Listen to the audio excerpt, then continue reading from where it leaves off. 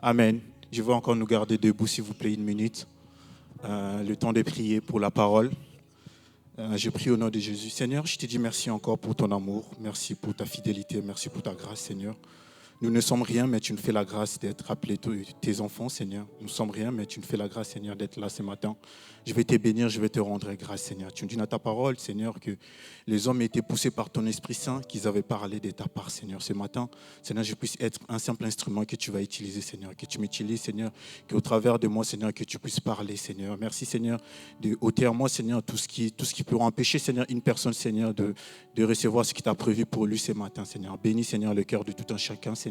Que ça puisse être prêt, Seigneur, à recevoir ta parole. Dans le nom de Jésus, j'ai ainsi prié. Amen. Je nous invite à nous asseoir.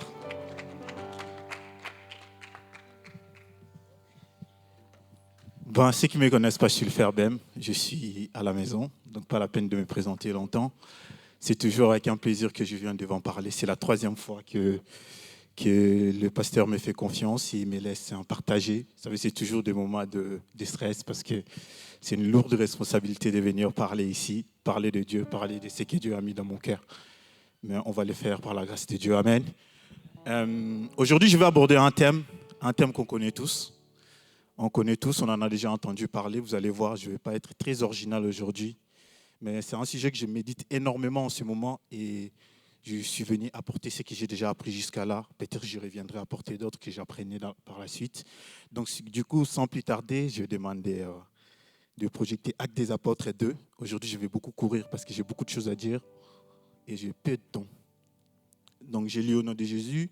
Le jour de la Pentecôte, ils étaient tous ensemble dans le même milieu.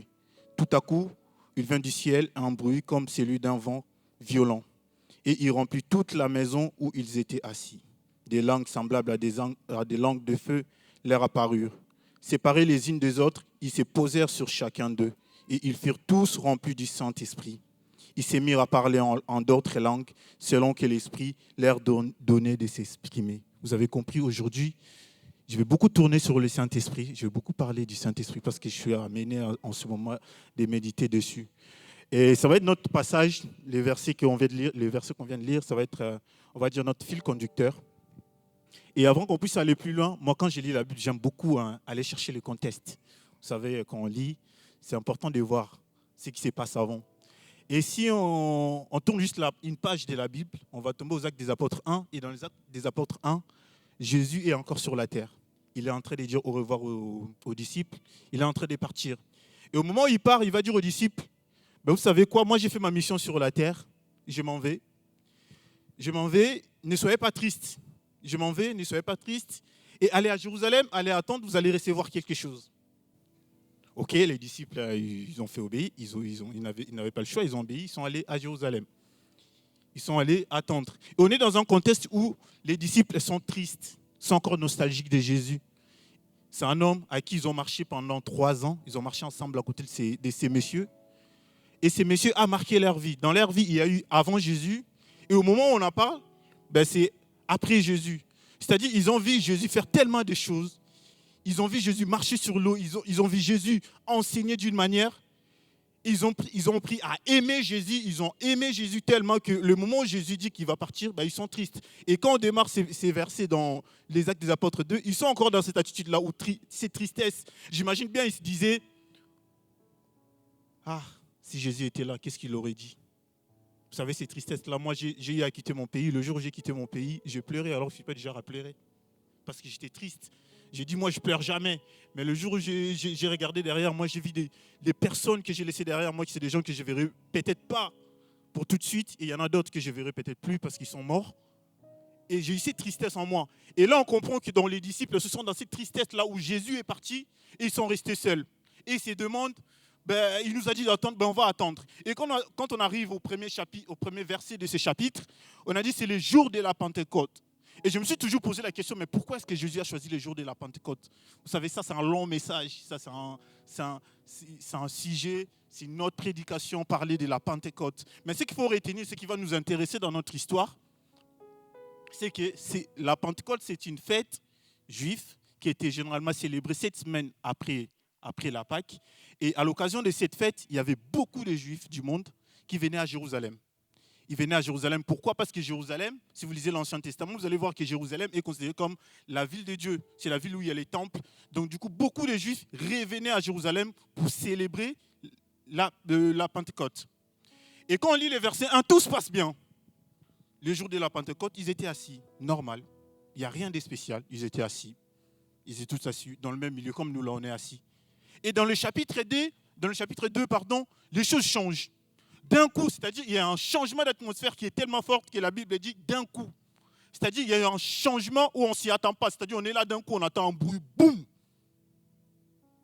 Un bruit, je vais les lire ces passages. D'un coup, il vint du ciel un bruit comme celui d'un vent violent. Et il remplit toute la maison où ils étaient assis. Et si on lit plus tard, si on lit plus loin dans le verset 4, ils disent « Ils furent tous remplis du Saint-Esprit ». C'est-à-dire quoi? Le bruit qu'on a entendu, c'est le Saint-Esprit en fait. Et du coup, la question que je me pose, mais pourquoi Dieu a choisi un bruit? Dieu, c'est un Dieu puissant. Un bruit, par définition, ça a un son. Comme je suis en train de vous parler là, je suis en train de mettre un son, surmettre un ensemble de sons. Et un bruit, c'est un ensemble de sons. Et la particularité d'un bruit, c'est qu'à un moment donné, ça saoule. À un moment donné, ça rentre dans nos oreilles, on n'en peut plus. On a envie que ça s'arrête parce que c'est fort. Et la Bible décrit la venue du Saint-Esprit en ce moment-là par un bruit. Et moi, je me suis posé la question, mais pourquoi Dieu qui est si bon, qui est si grand, qui peut tout contrôler, il choisit un truc qui peut être désagréable pour se manifester au milieu de ses disciples? Et la même chose va se passer si vous lisez Ézéchiel 37, pendant que le prophète Ézéchiel va prophétiser sur les ossements desséchés. La Bible dit, pendant qu'il prophétisait, Ézéchiel 37, 7, pendant qu'il prophétisait, il y a eu un vent puissant, et les eaux qui étaient des eaux qui n'avaient rien, qui n'avaient pas de vie, d'un coup, ils ont repris vie. Et par la suite, si vous lisez ces versets, vous allez voir, c'est devenu une armée.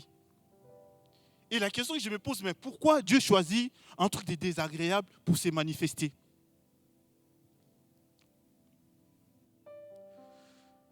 Si on lit Jean 14, verset 26, la Bible dit, pendant que Jésus partait, il dit, mais le consolateur, l'Esprit Saint, que le Père enverra en mon nom, vous enseignera toutes ces choses et vous rappellera tout ce que je vous ai dit. Et du coup, un bruit, c'est un son. Quand je parle, j'émets un son. Et Jésus, l'enseignement de Jésus, la majorité de l'enseignement de Jésus, c'était quoi? Il parlait. Il parlait la plupart du temps. Donc le bruit que le monde extérieur attend un bruit, en réalité, ce n'est pas un bruit en fait. En réalité, parce que même si quand on lit le verset 3, on dit c'est des langues. En réalité, en fait, c'est la parole de Dieu qui est descendue à ce moment-là. C'est la parole de Dieu qui est en train d'enseigner aux disciples, qui est en train de l'apprendre, de les rappeler tout ce que Jésus a pu leur apprendre depuis toujours. Et si vous lisez plus loin dans ces chapitres 2, vous allez voir les disciples qui n'ont jamais fait de théologie, qui n'ont jamais été dans un banc d'école pour étudier la Bible, ils étaient capables de réciter des versets de l'Ancien Testament comme s'ils les avaient sous les yeux. Pourquoi? Parce qu'à ce moment-là, en fait, ils avaient reçu quelque chose de Dieu, ils avaient reçu la parole de l'Esprit Saint. Donc la parole de Jésus, quand il dit, il va vous rappeler, il va vous enseigner. À ce moment où le monde attend un bruit, en réalité, ce n'est pas un bruit, en fait, c'est la parole de Dieu qui est en train de descendre sur les disciples. Ils sont en train de recevoir la parole de Dieu. Et la même chose, quand je disais tout à l'heure Ézéchiel, dans les livres d'Ézéchiel, on attend le bruit, mais en réalité, c'est une vie qui rentre dans les désossements desséchés, en fait. En réalité, le monde voit à l'extérieur le bruit. Le monde entend un truc. Le monde dit, mais c'est désagréable, c'est un truc de désagréable. Mais en réalité, les disciples, eux, le bruit, ils ne l'attendaient pas, en fait. Et ce qu'ils recevaient, c'est quoi? C'était la parole de Dieu. Je suis sûr qu'ils ne se rendaient même pas compte qu'il y avait le bruit aux alentours. Parce qu'ils étaient tellement en train d'apprendre, ils étaient tellement en train d'apprendre ce que Dieu les enseignait, ce que l'Esprit les enseignait à ce moment-là. Et si on continue dans ces versets, on dit un bruit comme celui d'un vent violent. Je me suis arrêté 2 secondes pour comparer un vent violent. Vous savez, moi, je n'ai jamais expérimenté une expérience où il y a une forte vent, un vent très violent. Je n'ai jamais eu, mais je suis curieux, je suis allé sur YouTube pour voir un vent violent. Un vent violent, les amis, c'est quelque chose de horrible. C'est-à-dire, quand ça arrive, ça ramasse tout. Ça ramasse tout. Vous avez beau peser 100 kilos, vous avez beau peser, quand il vient, il vous ramasse. On a des arbres, des fois des arbres qui sont plantés des années, quand il y a un vent, ils sont bien enracinés, mais le vent, qu'est-ce qu'il fait? Il les ramasse. Il n'a pas le temps. Et ici, en fait, le vent violent montre la puissance de Dieu.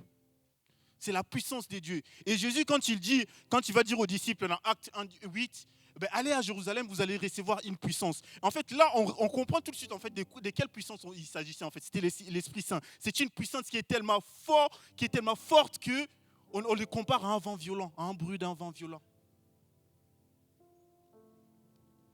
Si on continue, le verset 4, le verset 3, des langues semblables à des langues de feu. Tout à l'heure, j'ai parlé des langues, j'ai parlé de la parole de Dieu qu'ils avaient reçue. Mais je vais m'arrêter 2 secondes à la comparaison qu'ils ont fait. Parce que les comparaisons de la Bible, moi, je m'arrête toujours pour essayer de comprendre. Elle a dit c'est semblable à une langue de feu. Un feu. Un feu qui ne brûle pas n'est pas un feu. On est bien d'accord? Si je mets un feu, ça ne brûle pas, c'est un feu. Ce n'est pas un feu. Par contre, si je mets un feu, là, ça commence à brûler. Tout de suite, qu'est-ce que je fais? Soit j'arrive à l'éteindre, soit évacuation, j'appelle les pompiers. Il n'y a pas 36 000 solutions. Et la particularité de ces feux-là, c'est qu'en fait, il dit c'est un langage qui ressemble à un feu, mais ça ne brûle pas. Mais en réalité, ce n'est pas un feu, en fait. Si ça ne brûle pas. Un feu, par définition, par nature, doit brûler. Et la même chose va se passer quand vous lisez Exode 3.2, quand Moïse arrive devant le buisson ardente, il voit le feu, il n'y a rien qui se passe. Dans sa tête, il s'est dit, je me suis peut-être cogné, je suis en train de faire des hallucinations. Et ces feux représentent la présence de Dieu. Vous savez, la présence de Dieu, comme j'ai dit, un feu brûle toujours. La présence de Dieu, c'est un feu qui ne brûle pas physiquement, mais qui brûle toutes les impuretés qui sont en nous. C'est pour cela que quand Moïse a voulu s'approcher de ce buisson ardent, la Bible dit, Dieu lui a dit, ôte tes souliers, parce que ces lieux que tu vas approcher, c'est un lieu saint. C'est-à-dire qu'un buisson ardent, par définition, n'est pas, je ne sais pas, moi j'imagine bien un truc bien perdu dans une forêt, je ne sais pas où, il y a quoi de sainteté là-dedans? Rien du tout.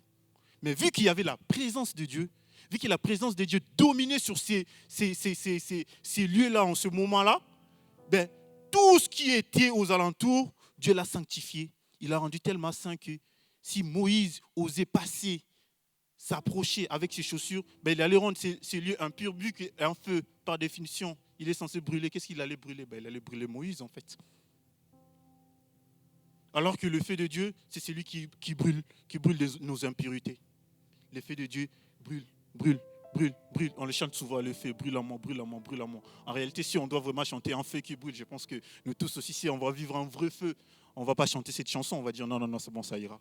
Parce que le feu, quand ça brûle, on ne donne pas cher de notre peau. On ne donne pas cher de notre peau. Mais ce feu-là, il est différent. Le feu-là, il est différent parce que ce feu-là, il brûle, il enlève toutes les imperfections, il enlève tout ce qui n'est pas bon, et pour nous rendre petit à petit dignes de Dieu, petit à petit. Parce que le moment où les disciples reçoivent l'Esprit Saint, il suffit juste de tourner quelques livres de la page de la Bible, vous allez voir qu'en fait les disciples, ce n'étaient pas des saints, des hommes saints qui est ça. Il y en avait même qui avaient régné Jésus, il y en avait qui ont fait des choses. Mais au moment où ils ont réussi ça, l'Esprit Saint, qu'est-ce qu'il a fait? Il a commencé à les les a rendus dignes de Dieu. Il a enlevé toutes les impuretés, il les a rendus dignes. Et le feu, en plus de brûler nos péchés, en plus de brûler nos impuretés, qu'est-ce qu'il fait? Il dirige. Si vous lisez l'histoire des enfants d'Israël qui traversent l'Égypte, enfin qui marchent pour aller en terre promise, la Bible dit, j'ai le verset, je vais le dire, la Bible dit, dans Exode 13, 21, l'Éternel allait devant eux les jours dans une colonne de nuée pour les guider dans leur chemin, et la nuit dans une colonne de feu. La nuit dans une colonne de feu, afin qu'ils marchassent jour et nuit. C'est-à-dire, en fait, le feu, il a brûlé, il a enlevé toutes les impuretés. Maintenant, qu'est-ce qu'il fait? Il te guide. Parce qu'en fait, maintenant, tu es pur, il ne faut pas que tu retournes encore dans le truc sale.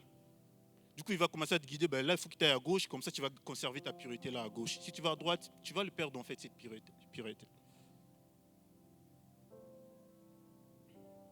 Donc, on a vu l'Esprit Saint, c'est une puissance. L'Esprit Saint, c'est la présence de Dieu. L'Esprit Saint, c'est la parole de Dieu. L'Esprit Saint, c'est celui qui nous guide. C'est la parole de Dieu parce qu'il nous enseigne. Et la question qui mérite d'être posée, c'est euh, quelle est l'importance d'avoir l'Esprit Saint? Parce que si on lit les premiers, si je résume tout ce que j'ai dit, c'est bon, c'est très bon. C'est des raisons valables pour avoir l'Esprit Saint. Moi, je suis content d'avoir l'Esprit Saint pour avoir de la puissance, pour être pur, pour être tout. Il y a tellement de raisons, il y a tellement plusieurs raisons pour avoir l'Esprit Saint en tant qu'un enfant de Dieu. Mais moi, j'en ai retenu une qui est plus importante. Une qui m'a marqué. On va lire Ézéchiel 36. Ézéchiel 36, verset 26. J'ai lu au nom de Jésus. Je vous donnerai un cœur nouveau. Je mettrai en vous un esprit nouveau. J'enverrai votre cœur insensible comme une pierre et je le remplacerai par un cœur réceptif. Je mettrai en vous mon esprit et je vous rendrai ainsi capable d'obéir à mes lois, d'observer et de pratiquer les règles que je vous ai prescrites. Moi, pour moi, c'est le plus important. Les plus important d'avoir l'Esprit Saint, c'est important de parler en langue. C'est important d'être guidé, mais le plus important, quand on reçoit l'Esprit Saint, c'est qu'il nous rend capables d'obéir à Dieu. Moi, pour moi, c'est le plus important. C'est pour ça que quand vous allez lire un Actes des Apôtres 15, la Bible, Actes des Apôtres 5, les disciples étaient remplis de l'Esprit Saint. Ils se sont fait arrêter. Puis un ange est venu les libérer. Puis, ils sont encore revenus les arrêter pour passer devant un jugement. Ils étaient devant les hommes qui pouvaient tuer qui pouvaient tout simplement tuer leur corps physique. Mais ils étaient tellement remplis d'Esprit Saint que Pierre va dire cette phrase dans Actes 5, 29, c'est qu'il vaut mieux obéir à un Dieu, il vaut mieux obéir au Dieu qu'à un homme. Pourquoi? Parce qu'il était rempli de l'Esprit Saint. L'Esprit Saint l'a appris en fait qu'au final, en fait, le plus important, c'est l'obéissance. L'obéissance vaut mieux que le sacrifice. Samuel nous le rappelle. Il a rappelé au roi Saül. L'obéissance vaut mieux que le sacrifice. C'est le plus important pour moi. L'importance d'avoir l'Esprit Saint. Longtemps, j'ai toujours cru qu'avoir l'Esprit Saint, c'était parler en langue. Oui, avoir l'Esprit Saint, c'est parler en langue. Mais ce n'est pas une finalité. Quand on a l'Esprit Saint, on peut faire marcher les paralytiques. Quand on a l'Esprit Saint, on peut avoir les ailes et servir Dieu. Mais la Bible a dit, le plus important, ce n'est pas les sacrifices, mais c'est l'obéissance à Dieu. Et donc, en fait, avoir l'Esprit Saint, pour moi, ça se résume. Je prends l'Esprit Saint. Pour moi, c'est important d'avoir l'Esprit Saint, justement pour que je puisse obéir à Dieu. Si on lit Galates 5, ça a été rappelé, le fruit de la chair. L'apôtre Paul va rajouter une phrase, il dit, marchez selon l'Esprit, pour que vous n'accomplissiez pas les désirs de la... Tout se résume. En fait, en réalité, les désirs de la chair, c'est quoi? C'est désobéissance à Dieu, en fait. Et quand je marche avec l'Esprit Saint, je deviens obéissant à la parole, je deviens obéissant à Dieu. Et naturellement, les fruits d'esprit, qu'est-ce que ça fait? Je le produis. Sans forcer, en fait. Sans forcer. Ça dégage. Je ne sais pas, des fois, on t'énerve au travail, tu ne sais pas, tu as toujours la joie. Mais toi, on t'a énervé, je ne sais pas, j'ai la joie, je ne comprends pas. Pourquoi? Parce que tu es rempli de l'Esprit Saint. Tu n'arrives même pas t'arrives pas. Il y a des choses, tu dis, j'ai beau faire, mais je n'arrive pas parce que, je ne sais pas, c'est plus fort. C'est ça l'Esprit Saint. C'est plus fort. C'est plus fort. Et quand on n'a pas l'Esprit Saint, qu'est-ce qu'on fait? Quand on est un enfant de Dieu, qu'est-ce qu'on fait? Qu'est-ce qu'on fait quand on n'a pas l'Esprit Saint? On prie. Oui, exactement, on prie. On prie, on demande à Dieu. 1 Jean 5, versets 14 à 15. La Bible lui dit, nous avons auprès de lui cette assurance que si nous demandons quelque chose selon sa volonté, il nous écoute. Nous avons auprès de lui cette assurance que si nous demandons selon sa volonté. Moi, je m'aurais dit là, selon sa volonté. Du coup, ok, est-ce que quand je demande l'Esprit Saint, c'est la volonté de Dieu? Est-ce que quand je demande l'Esprit Saint, c'est la volonté de Dieu? Est-ce que moi, quand je me suis réveillé ce matin, quand Dieu m'a créé, est-ce que moi, en sortant sur le ventre de ma mère, j'ai dit, hey, Dieu, il faut l'Esprit Saint? Non. C'est lui-même. Adam et Ève, ils ont fait ce qu'ils ont fait, ils nous ont amenés là où on est. Et nous on s'est retrouvés là. Nous, on n'a rien demandé. Nous, on est juste nés là. On est pécheurs. Écoute, on fait quoi? On est là. On n'a pas vécu la relation qu'Adam et Ève, ils ont vécu avec Jésus. Ils papotaient comme ça, comme des potes. Nous, on est là, on ne fait rien. Mais Dieu a voulu rétablir ça. Il a dit quoi? Il est avantageux. Pendant que les disciples étaient tristes, Ah, Jésus va partir, Jésus va partir. Il a dit quoi? Il est avantageux que moi, je m'en aille. Pourquoi? Parce que je vais vous envoyer le consolateur. C'est-à-dire quoi? Jésus, quand il est descendu sur terre, il avait une mission de venir sur terre, puis s'en aller pour envoyer l'Esprit Saint. Donc ce n'était pas ma volonté en fait. C'est la volonté de Dieu. Ce n'est pas de ma volonté. Donc c'est-à-dire, si je viens, je prie, je dis, Dieu donne-moi l'Esprit Saint, ben, je suis en train de dire, ben, Dieu, c'est ta volonté en fait. Moi, je ne suis rien dans cette affaire en fait. Moi, je suis arrivé, tu m'as dit, tu peux demander. Et vu qu'il sait que c'est sa volonté, il dit quoi? Il dit dans Luc 11, 13, si donc méchant que vous l'êtes, vous savez donner des bonnes choses à vos enfants, à combien plus forte raison le Père Céleste donnera-t-il le Saint-Esprit à ceux qui le demandent, à ceux qui lui demandent, pardon. Et on peut persévérer dans la prière. On peut persévérer, des fois on arrive, on persévère. On demande si on a la volonté de Dieu, mais on n'a pas. Parce que je rappelle aussi, avoir des enfants, c'est la volonté de Dieu. C'est des choses que j'apprends en ce moment avec le pasteur, il m'apprend ça. Mais Anne, il a passé combien d'années à demander? C'est aussi la volonté de Dieu, parce que Dieu, quand il a créé l'homme, il aurait pu dire, moi, j'ai créé Adam, je vais continuer à faire ça tout le temps en fait. Je me lève, je descends, je dessine un truc, je fais un... Eh bien, je donne la vie. Il aurait pu faire ça, hein? Mais il a dit non, je laisse ça à vous. C'est-à-dire que c'était dans sa volonté qu'une femme et un homme puissent avoir des enfants. Mais quand Anne a passé beaucoup d'années à demander, est-ce qu'on peut se demander, mais c'était la volonté de Dieu de demander, mais pourquoi Dieu ne l'exécutait pas? C'est que Anne demandait mal. Ça, on le sait tous, demandait mal. Vous savez, aujourd'hui, les chrétiens, malheureusement, c'est ce que je vais dire, on a une réputation des fois qui, au lieu de faire venir les gens à Dieu, fait fuir les gens. Vous allez entendre les gens dire, ouais, moi, tu sais, moi, les chrétiens, ils sont pires que moi. Donc, je ne viens pas à l'église. Vous savez, moi, les chrétiens, ils font tellement de choses, ça ne me dit plus rien. Et en fait, il en est de la réputation de Dieu, en fait. Quand on dit que les chrétiens sont mauvais, c'est quoi? C'est la réputation de qui, en fait? C'est la réputation de Dieu, en fait. Donc, si je commence à demander l'Esprit Saint, parce que les chrétiens qui ont salué le nom de Jésus, qui ont salué un jour le nom de Jésus, c'est qu'un jour, ils ont eu l'Esprit Saint. Un jour, Dieu les a donné l'Esprit Saint. Parce qu'on a vu des pasteurs commencer le mystère, plein de puissance, plein d'onction, remplis d'Esprit Saint, du jour au lendemain, des divorces par-ci, des femmes par-là.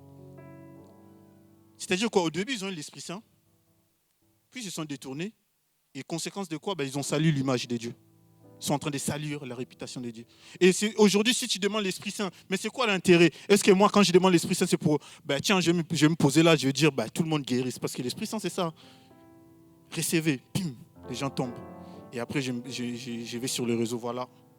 Vous avez vu, c'est l'Esprit de Dieu. Est-ce que c'est ça mon intention? Est-ce que mon intention, c'est recevoir l'Esprit pour que ça puisse me glorifier moi ou glorifier Dieu? C'est ça la vraie question. Parce qu'on a beau demander, mais à un moment donné, il faut qu'on arrête et dire, si je n'ai pas l'Esprit, peut-être je demande mal. Est-ce que c'est quoi mon intention là-dedans? C'est quoi mon intention de voir l'Esprit Saint? Est-ce que c'est pour obéir à Dieu? Est-ce que c'est pour que le nom de Dieu soit glorifié? Ou au contraire, ou quand je vais utiliser la puissance de l'Esprit Saint, je vais faire tellement de choses avec cette puissance, le temps que l'Esprit Saint se retire, moi je vais faire plein de bêtises après derrière, et Dieu derrière, il est triste. Donc il est important quand on demande l'Esprit. Quand on ne l'a pas, il est important de demander à Dieu, mais avec des bonnes intentions, avec la bonne manière. Quand Anne a changé sa façon de demander, ça n'a pas duré longtemps. Il a une réponse rapide, instantanée. Je vais aller vite parce que j'ai plus beaucoup de temps. Et quand on reçoit l'Esprit Saint, que fait-on avec cet Esprit Saint? Que fait-on avec cet Esprit Saint? C'est la question que je me suis posée. Je dis, ok, j'ai l'Esprit Saint, j'obéis, ça me permet d'obéir. Bon, ok. Je fais quoi avec après, par la suite? Acte 1:8, je recommence encore ces versets.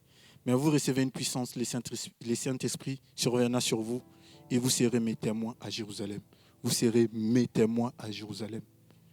Vous recevez le Saint-Esprit et vous serez mes témoins à Jérusalem. Un témoin, c'est quelqu'un qui a vécu une expérience. On a vu un témoignage de notre frère, notre sœur Blanche témoigner. C'est-à-dire, c'est son vécu. Il vient là, mais mon vécu, voilà. C'est mon vécu. C'est ça un témoin. Un témoin, Mon vécu, c'est ça, et je le témoigne. Quand il y a quelque chose qui se passe mal et que la police m'appelle et me dit ben, vous devez venir témoigner parce qu'ils estiment que j'ai vécu quelque chose, je dois venir leur raconter mon vécu. Et la Bible a dit vous recevez l'Esprit Saint et vous serez mes témoins. En gros, en fait, ce qu'il est en train de dire, c'est quoi? Quand tu reçois l'Esprit Saint, tu deviens un témoin de Dieu. Mais en fait, le témoin que tu es, en fait, tu le deviens parce que tu commences à vivre selon la volonté de Dieu, parce que tu arrives à produire l'image de Dieu, que tu es un témoin de Dieu. En fait, c'est ça, en fait. C'est-à-dire, je suis témoin de Dieu parce que quand on me regarde, on dit, ah, c'est vrai qu'il a quelque chose. Et en plus de ça, je les témoigne. C'est-à-dire, quand on me regarde, on dit, ah, lui là, vraiment, il est différent. Et en plus de ça, ben, je les témoigne. Je n'ai pas honte de parler, ben, Dieu a fait ceci dans ma vie. C'est ça être témoin de Dieu. Parce que les témoignages qu'on dit, c'est son propre vécu, c'est son propre histoire. On dit être un témoin de Dieu, c'est que, ben voilà, Dieu a fait ceci dans ma vie. Wow, je l'ai vu faire ça dans ma vie. C'est-à-dire, je suis témoin de ce que j'ai vu Jésus faire dans ma vie. Je suis témoin. Le temps me fait défaut. Le temps me fait défaut.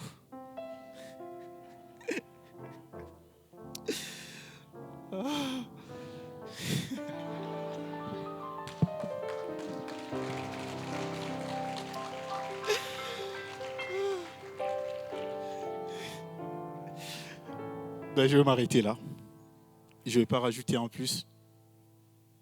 Je ne vais pas rajouter en plus parce que je pense que les messages que Dieu avait mis dans mon cœur, je pense que je l'ai dit.